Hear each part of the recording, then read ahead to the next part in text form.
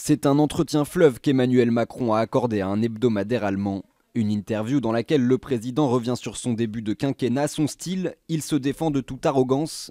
Il évoque aussi ses relations parfois tendues avec la presse française. Je ne suis pas arrogant.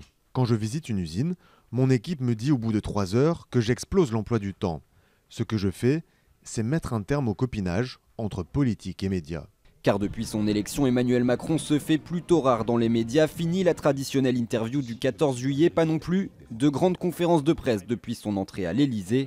Ces rares entretiens, Emmanuel Macron a jusqu'ici préféré les donner à la presse étrangère, au risque de paraître éloigné des préoccupations des Français. Une stratégie de communication que le président semble vouloir délaisser. Emmanuel Macron a pris acte aussi du fait que finalement, il était très exposé. Il est quelque part obligé lui-même de monter en première ligne pour faire la pédagogie des réformes. Des réformes nombreuses depuis sa prise de fonction, mais loin de faire l'unanimité, la cote de popularité du président a rapidement chuté et certaines de ses petites phrases marquaient l'opinion. Il y en a certains, au lieu de le bordel, il ferait mieux d'aller regarder. Oui, mais ils ne peuvent pas avoir des postes.